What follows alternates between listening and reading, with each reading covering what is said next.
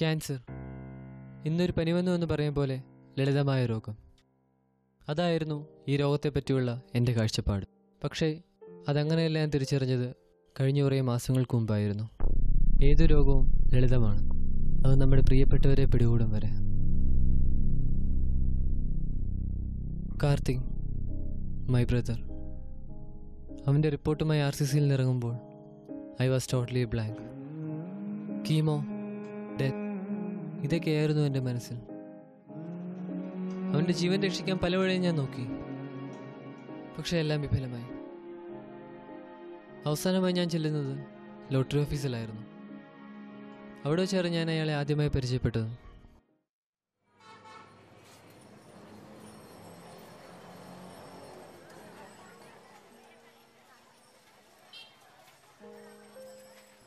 മുഷിഞ്ഞ വേഷത്തിൽ എൻ്റെ മുമ്പിൽ വന്ന ആ മനുഷ്യന് ഒരു നേരത്തെ ആഹാരം മാത്രമേ ചോദിക്കാനുണ്ടായിരുന്നുള്ളൂ. സ്വന്തം അമ്മയുടെ ചികിത്സയ്ക്കായി വീടും നാടുമെല്ലാം നഷ്ടമായി. ഒടുവിൽ അമ്മയെ. എന്തൊരാഗ്രഹവും മോഹവുമില്ലാതെ ഒരു ഭ്രാന്തനെ പോലെ ജീവിച്ചു തീർക്കുന്ന ജീവിതം മാത്രം അയാൾക്ക് സ്വന്തം.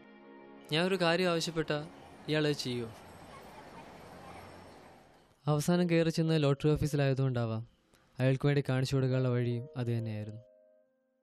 ദൈവത്തെ അന്വേഷിച്ച് ഞാൻ ഒരുപാട് അറിഞ്ഞിട്ടുണ്ട്, പക്ഷെ അന്നൊന്നും എനിക്ക് രൂപം കാണാനായിട്ടില്ല. ഒടുവിൽ ജീവിതം തന്നെ വെറുത്ത് കിടന്ന കാലത്താണ് ആ രൂപം കാണാനായത്. വിശന്നു വലഞ്ഞ് എനിക്ക് ആഹാരവും ആരോടും ഇരക്കാതെ ജീവിക്കാനുള്ള മാർഗവും കാണിച്ചു തന്നു ആ വ്യക്തി.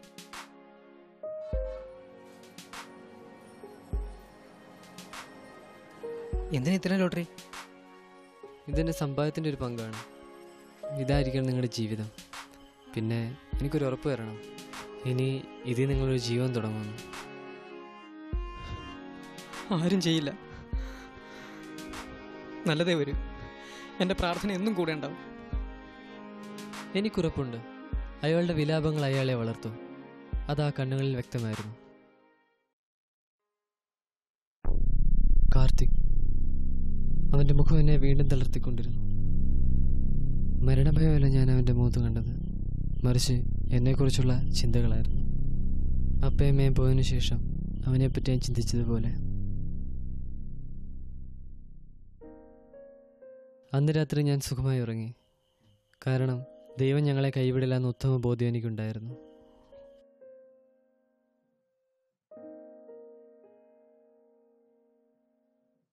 പക്ഷേ ഞാൻ പോലും പ്രതീക്ഷിക്കാത്ത വഴിയിൽ നിന്നാണ് ഞങ്ങളെ സഹായം തേടി വന്നത്. കാർത്തിക് കിട്ടില്ല എന്ന് പറഞ്ഞ് എഴുതി തള്ളിയ ലോട്ടറി ഡിപ്പാർട്ട്മെൻറ്റ് ചികിത്സാ ധനസഹായ പദ്ധതി. എന്തോ നമ്മൾ ചെയ്യുന്നതെല്ലാം മുകളിൽ നിന്ന് ഒരാൾ കാണുന്നുണ്ടായിരിക്കാം. കഠിനമാണെങ്കിലും ഓരോ റേഡിയേഷനോടും കാർത്തി പൊരുതി. അവൻ ജീവിതത്തിലേക്ക് തിരിച്ചു വരുന്നുള്ള പ്രതീക്ഷ വീണ്ടും എനിക്ക് ഊർജ്ജം തന്നു. ഞങ്ങളുടെ ജീവിതത്തിൽ വീണ്ടും ഒരു വസന്തം കൂടി കടന്നു വന്നു. എനിക്കറിയാം കാർത്തിയെ പോലെ സഹായത്തിനായി കൈനീട്ടുന്ന ആയിരക്കണക്കിന് ആൾക്കാർ നമുക്കിടയിലുണ്ടെന്ന്. അവർക്ക് വേണ്ടി ഞാനും ഈ കൂട്ടായ്മയിൽ പങ്കുചേരാൻ പോകുന്നു.